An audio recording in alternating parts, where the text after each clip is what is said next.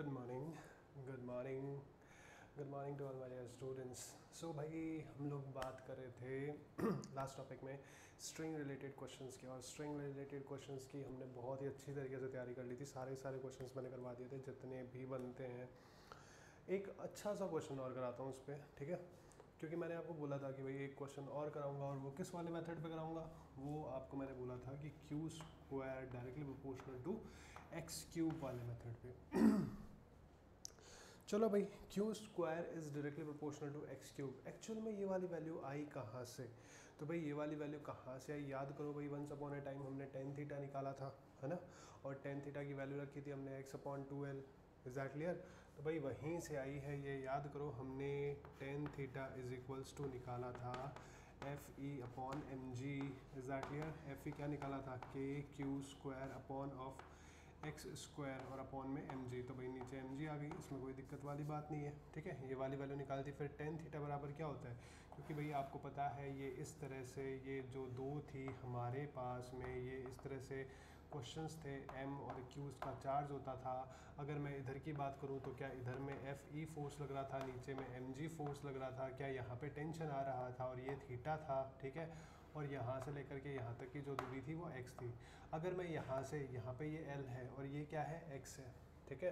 तो अगर मैं साइन थीटा की बात करता हूँ, if I am just talking about sine theta, तो sine theta is equals to क्या होता है? Perpendicular upon hypotenuse.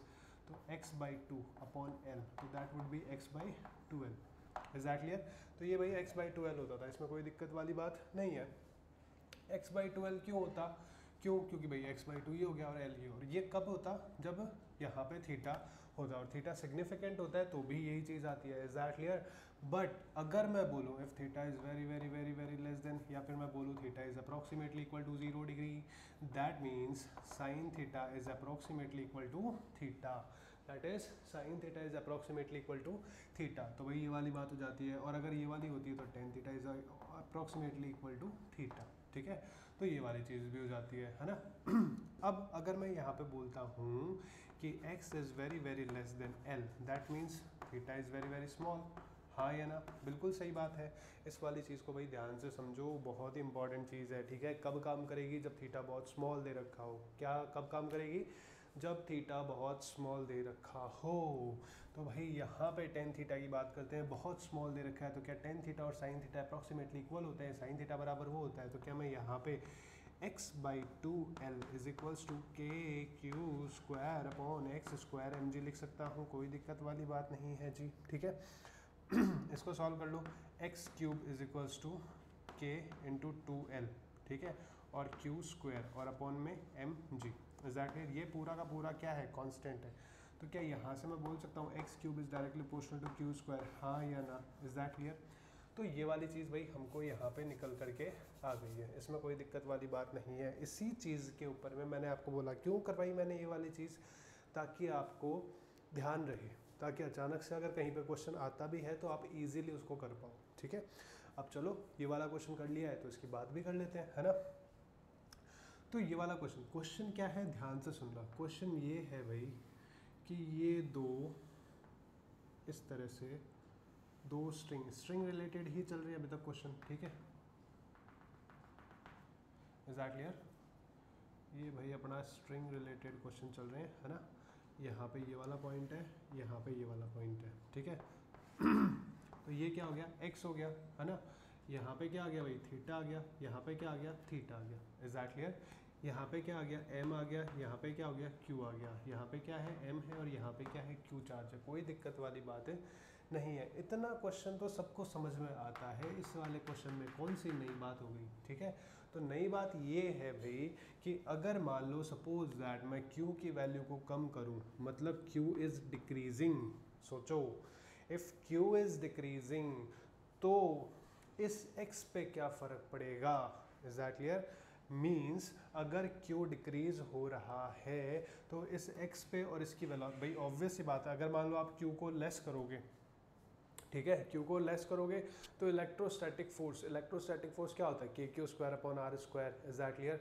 तो जैसे ही क्यू अगर चार्ज लीक करना स्टार्ट कर देगा तो क्या ये धीरे धीरे धीरे धीरे धीरे धीरे ऐसे आ जाएंगे, फिर जब चार्ज जीरो हो जाएगा तो फिर ये बिल्कुल ऐसे चिपक जाएंगे, हाँ या ना। बिल्कुल देखो धीरे धीरे धीरे धीरे धीरे धीरे धीरे धीरे धीरे धीरे धीरे, इज दैट क्लियर।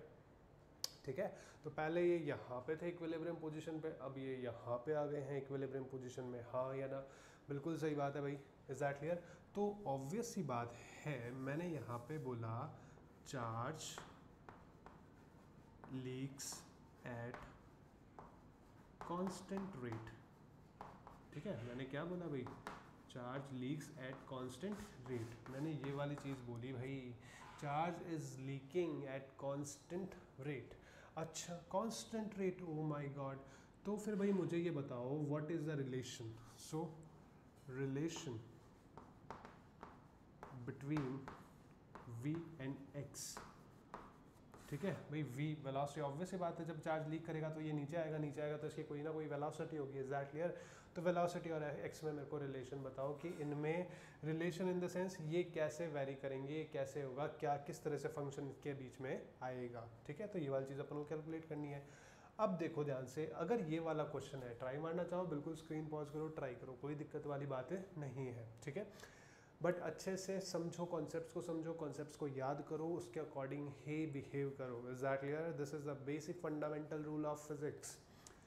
अगर हम यहाँ पे बात करते हैं, सुनिएगा बिल्कुल ध्यान से, चार्ज लीक करना स्टार्ट कर रहा है, चार्ज लीक करना है मतलब चार्ज की जो रेट है, लीकिंग जो रेट है, इसका मतलब D Q upon D T जो है, ठीक है, कांस्टेंट रेट है। तो ये इसका मतलब क्या है, ये है कांस्टेंट, इज दैट क्लियर।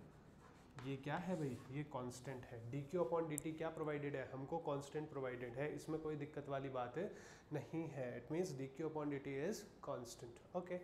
तो भाई D Q upon D T constant है, चलो आगे की बात करते हैं, आगे की बात करते हैं। तो भाई सुनो ध्यान से, हमको पता है, अच्छा यहाँ पे एक और चीज़ गिवन है, यहाँ पे चीज़ गिवन है कि x is very very less then l, ठीक है, ये वाली चीज़ गिवन है। अब ये वाली चीज़ गिवन है तो भाई आपको पता है theta is approximately equal to 0, हाँ या ना। तो आपको पता है ये वाली कंडीशन लग सकती है, ये वाली कंडीशन लग सकती है, लगा दो भाई। क्या मैं बोल दूँ Q square is directly proportional to X cube, हाँ या ना। देखो भाई नॉर्मल सवाल है, नॉर्मल सवाल आपको बहुत सारी किताबों में मिल जाएंगे, एग्जाम्पल्स में भी मिल जाएंगे, ठीक है।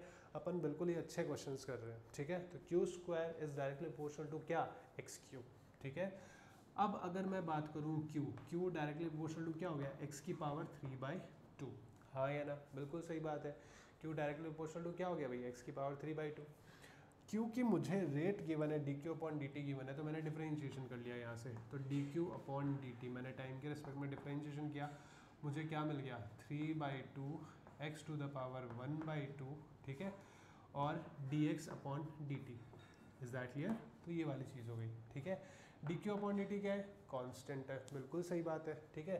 तो ये कांस्टेंट है तो मैंने इसको के लिख दिया, ठीक है, के, और 3/2 एक्स की power 1/2 D x upon D T क्या होता है, वेलोसिटी, ठीक है। वेलोसिटी इज इक्वल्स टू क्या होता है भाई, D x upon D T होता है, इज दैट क्लियर।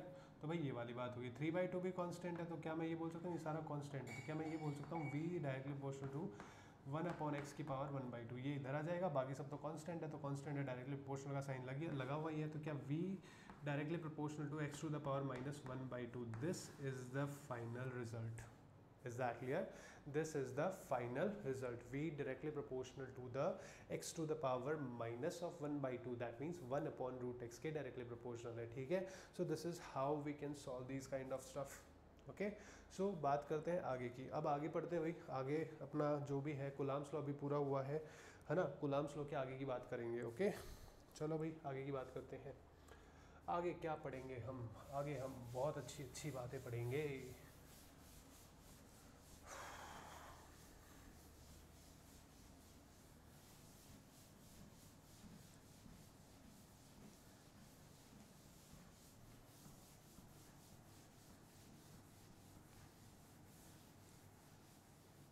देखो भाई अब मैं कुछ समझाने जा रहा हूँ, ठीक है, आराम से इत्मीनान से ढंग से बैठ के और समझना बिल्कुल अच्छे से कि कैसे क्या होता है, ओके। सो बात करते हैं, सपोज दैट सबसे पहले यूनिट पॉजिटिव चार्ज तो सबको पता है ना, बिल्कुल छोटा सा चार्ज है, तो चार्ज यूनिट पॉजिटिव चार्ज, ठीक है। अच्छा यूनिट पॉजिटिव चार्ज का सबको पता है ना। चलो फिर बात करते हैं कैसे, सुनो बात को ध्यान से। लेट अस कंसिडर कि मैंने यहाँ पे एक पॉजिटिव चार्ज लिया। क्या लिया भाई? एक पॉजिटिव चार्ज मैंने यहाँ पे लिया, ठीक है। पहले यहाँ पे कोई, मान लो सपोज दैट यहाँ की बात करता हूँ, यहाँ पे कोई भी चार्ज नहीं था, ठीक है। तो मैंने एक सिंपल सा यूनिट पॉजिटिव चार्ज जो है Q, मान लो सपोज दैट मैंने बोल दिया कि यहाँ पे ये यूनिट पॉजिटिव चार्ज है, इस वाले चार्ज को मैं यहाँ से यहाँ पे लेके आया, मुझे कोई फ़र्क नहीं पड़ा। Is that clear? मैं आराम से इसको यहाँ से यहाँ पे ले आया, यहाँ से यहाँ पे ले गया, यहाँ से यहाँ पे ले गया, यहाँ से यहाँ पे ले गया, कोई दिक्कत वाली बात नहीं है, मुझे कोई दिक्कत वाली बात नहीं है, ठीक है। आराम से मैं इसको मूव करवा रहा हूँ, ठीक है।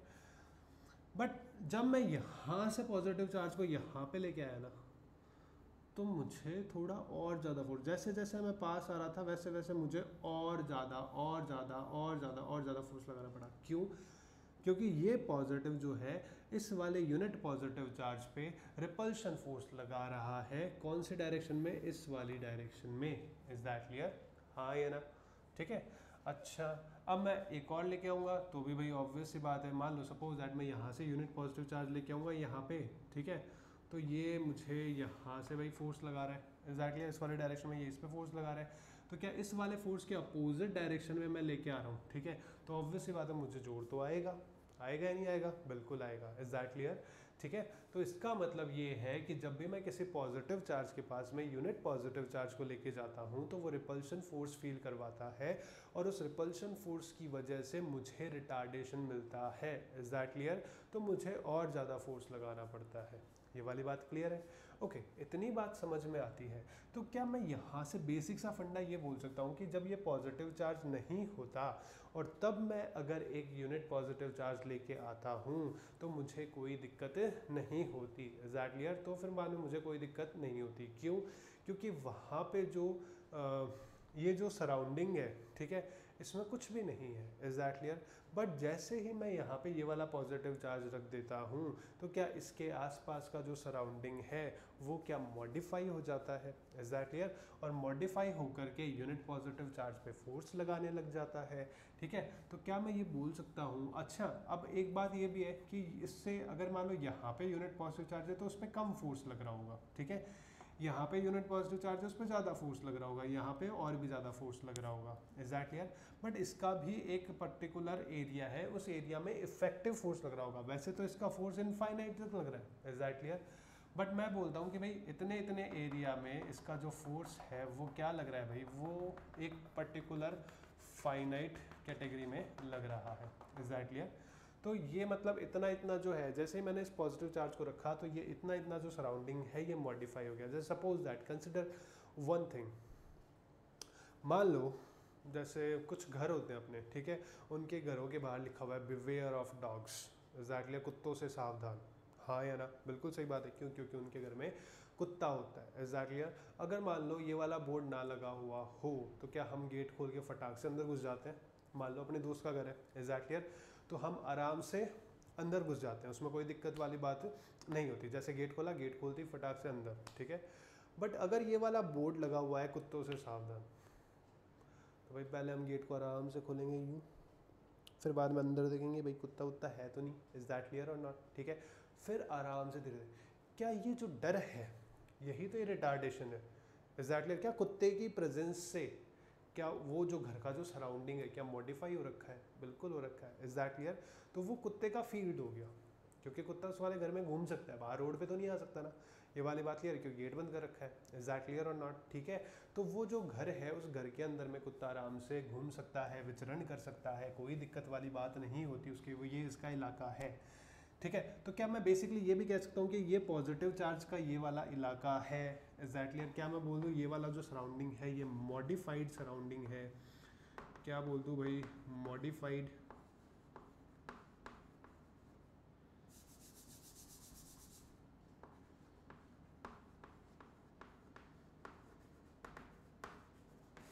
ठीक है। क्या बोल दो भाई? मॉडिफाइड सराउंडिंग, ठीक है।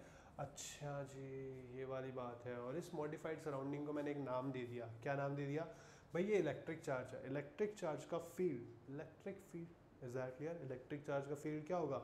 इलेक्ट्रिक फील्ड होगा, ठीक है। तो अगर मुझे इलेक्ट्रिक फील्ड की डेफिनेशन लिखनी है तो क्या मैं लिखूंगा, कॉपी पेन उठा लो, फटाफट लिखवा रहा हूँ, लिखो फटाफट। The modified surrounding around a charge, the modified surrounding around a charge in which a unit positive charge can experience a force is known as, in which a unit positive charge can experience a force is known as electric field of that particular charge.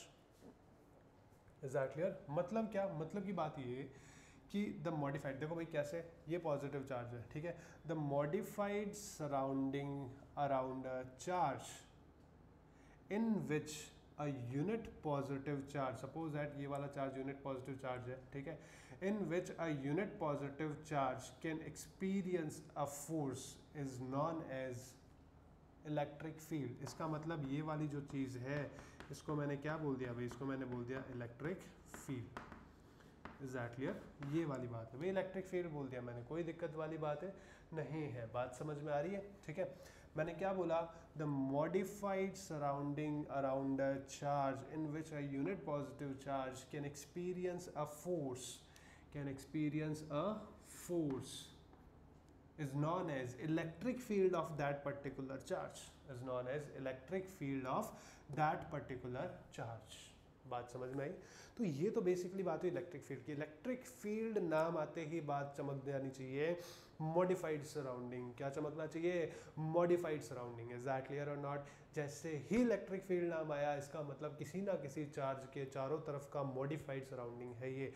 Is that clear? बिल्कुल सही बात है। अच्छा, electric field intensity, electric field आ गया। अब बात करते हैं electric field intensity. What is the electric field intensity? नई चीज है, ठीक है।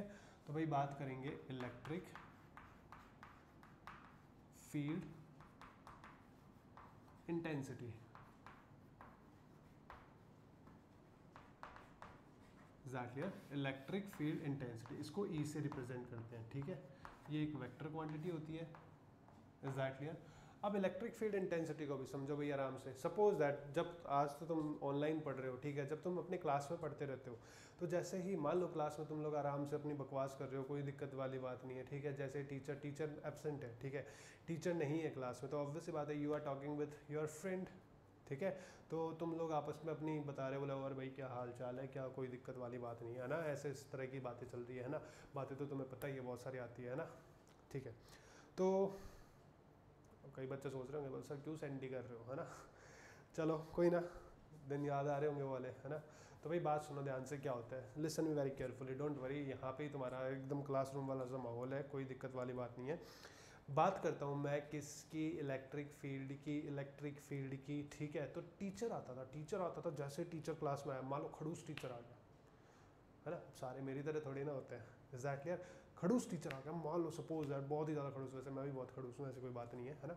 खड़ूस टीचर आ गया एकदम अच्छे से, ठीक है। जैसे ही क्लास में एंटर हुए खड़ूस टीचर, ठीक है, सब चुपचाप, सन्नाटा छा रखा है एकदम, बिल्कुल ऐसा लग रहा है जैसे घोस्ट क्लास में आ गए हो। Is that clear? कुछ नहीं है क्लास में, ठीक है, बिल्कुल सन्नाटा। क्लास में जैसे ही एंटर हुए बिल्कुल सन्नाटा, कोई दिक्कत वाली बात नहीं है, ठीक है। क्या था ये? फील्ड था। क्या ये उस टीचर का फील्ड है? जब तक वो टीचर क्लास के बाहर था तब तक कोई बच्चा नहीं डर रहा था, उससे क्लास में आराम से बराबर बातें चल रही थी। जैसे ही टीचर अंदर में आया, क्या ये टीचर का इफेक्ट था? बिल्कुल सही बात है। तो क्या ये टीचर का फील्ड हो गया? अब उस क्लास में किसका फील्ड है? उस टीचर का फील्ड है। Teacher field is there in that class, हाँ या ना? और तुम सारे बच्चे यूनिट पॉजिटिव चार्ज, कोई दिक्कत वाली बात नहीं है, ठीक है। तुम सारे बच्चे यूनिट पॉजिटिव चार्ज, टीचर का फील्ड है, बिल्कुल ठीक है। अब मेरी बात ध्यान से सुनना, टीचर आके खड़ा हुआ, ठीक है, जो फ्रंट लाइन में बच्चे बैठे हैं ना, बिल्कुल एकदम स्ट्रेट, ठीक है, कुछ भी नहीं करेंगे, बिल्कुल हिलेंगे भी नहीं। क्यों नहीं हिलेंगे भाई? डर लगता है टीचर का। टीचर सबसे पहले ये टीचर का हाथ ही रहा, ठीक है, आराम से जड़ देगा दो चार। इज दैट क्लियर और नॉट? ठीक है। बट जैसे ही लाइन बाय लाइन, दूसरी लाइन, तीसरी लाइन, चौथी लाइन, लास्ट में बैक बेंचर्स वाली लाइन, जो कि सबसे बढ़िया लाइन होती है ना, बैक बेंचर्स वाली लाइन में जब तक जाएंगे तब तक कोई दिक्कत नहीं, बैक बेंचर्स को डर नहीं है। हालांकि वो ऐसे बोल तो नहीं रहे, क्योंकि उनको भी डर लगता है कि कहीं ये बुला ना ले अपने पास।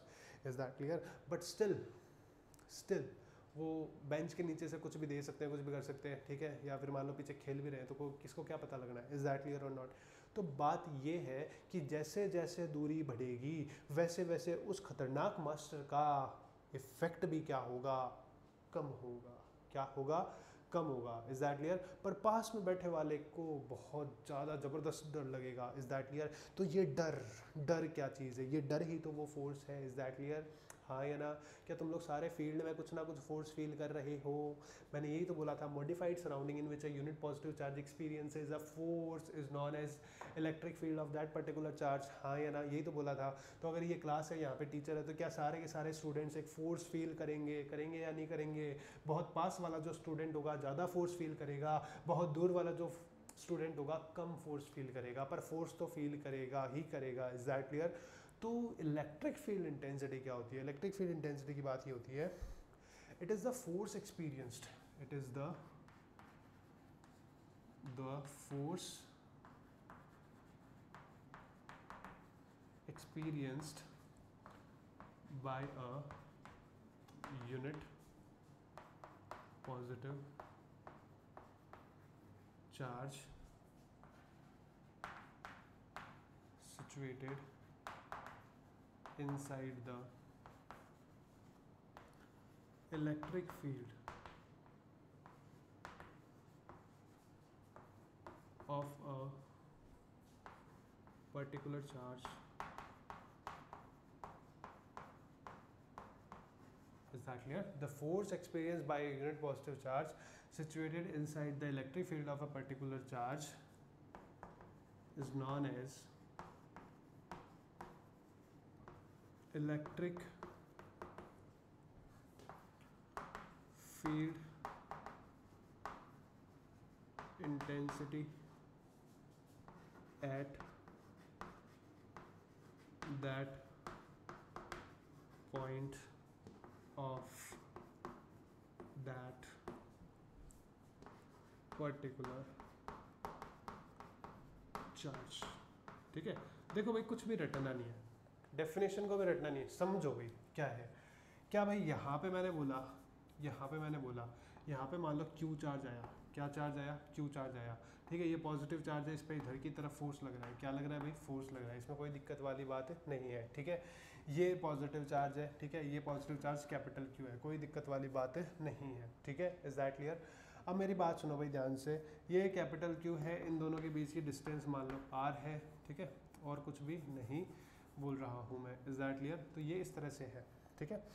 मैंने क्या बोला, the force experience by a unit positive charge, is that clear, unit positive charge situated inside the electric field of a particular charge, इस particular charge का electric field है, is known as electric field intensity at that point of that particular charge। समझ में आई बात। The force experience by, अच्छा force experience by unit positive charge, मान लो unitary method 6 class में किया था, क्यू चार्ज पे कितना फोर्स लग रहा है, एफ फोर्स लग रहा है, तो यूनिट चार्ज पे 1 चार्ज पे कितना फोर्स लगेगा, एफ अपॉन क्यू लगेगा। इसका मतलब electric field is equals to क्या हो जाएगा भाई, एफ अपॉन क्यू हो जाएगा, is that clear. Force experienced, force experienced by a unit positive charge inside the electric field of a particular charge is known as electric field intensity at that point of that particular charge। Electric field intensity किसकी होगी, इसकी होगी, is that clear. तो ये वाली चीज़ है, ठीक है। एक बात और ध्यान में रखना कि ये जो क्यू चार्ज हम लेके आते हैं यहाँ पे, इस क्यू चार्ज की जो वैल्यू होती है वो इस क्यू के कंपैरेटिवली बहुत ज़्यादा स्मॉल होती है। क्यों, क्योंकि अगर इसको स्मॉल नहीं करेंगे, इसको यूनिट पॉजिटिव चार्ज नहीं लेंगे, तो फिर इसका भी कुछ ना कुछ इलेक्ट्रिक फील्ड आएगा, और फिर बाद में हम लोग रिजल्टेंट इलेक्ट्रिक फील्ड के साथ में स्टडी करना मुश्किल हो जाएगा, is that clear.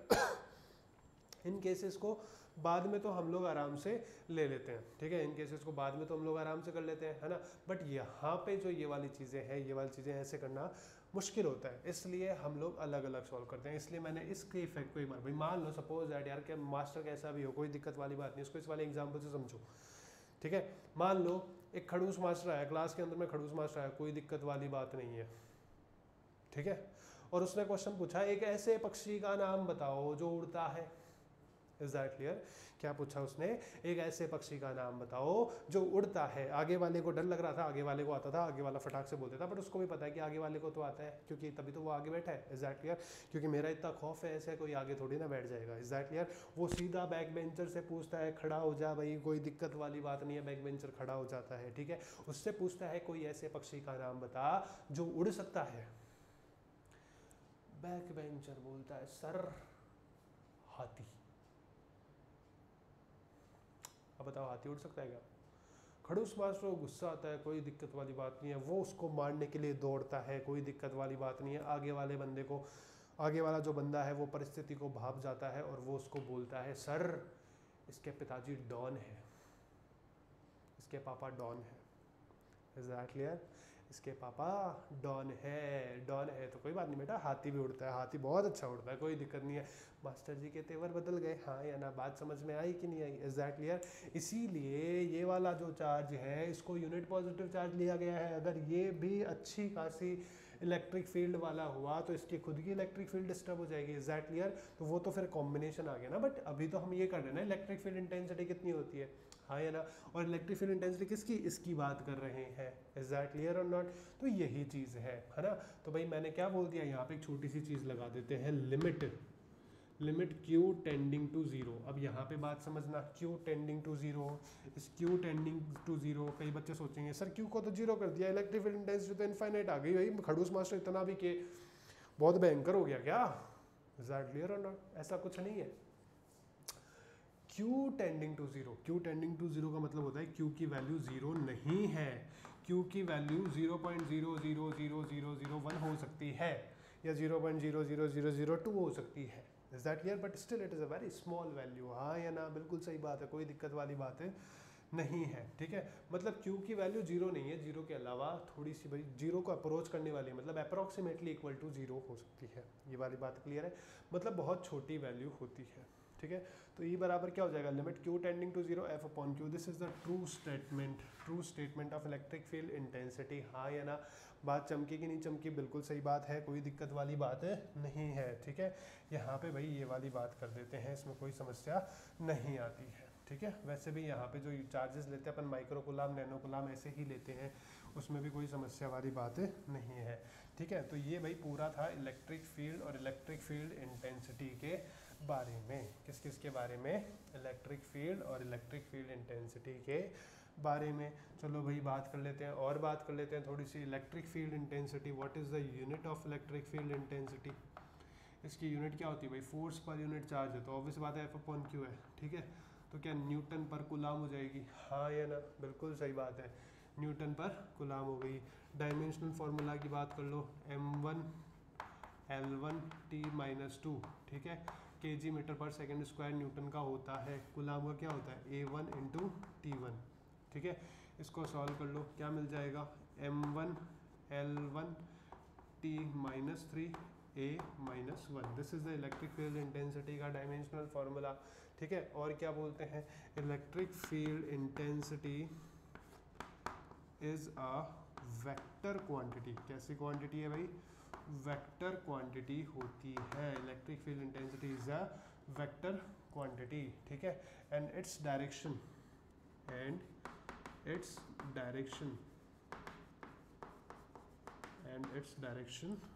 is always along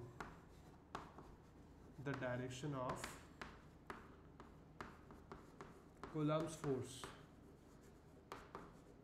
भाई ऑब्वियस सी बात है, इलेक्ट्रिक फील्ड इंटेंसिटी को वेक्टर क्वांटिटी तो बता दिया। Electric field intensity is equal to क्या? F अपॉन Q है। तो जो F की डायरेक्शन, Q तो एक स्केलर क्वांटिटी है ना? Q की तो डायरेक्शन होने से रही, तो जो फोर्स की डायरेक्शन है वही किसकी डायरेक्शन आएगी? वही इलेक्ट्रिक फील्ड इंटेंसिटी की डायरेक्शन आएगी। So that is the thing, that is how I just define the electric field and electric field intensity. That's all for today. बाकी की बातें नेक्स्ट लेक्चर में करते हैं। Okay, so have a nice day, thank you.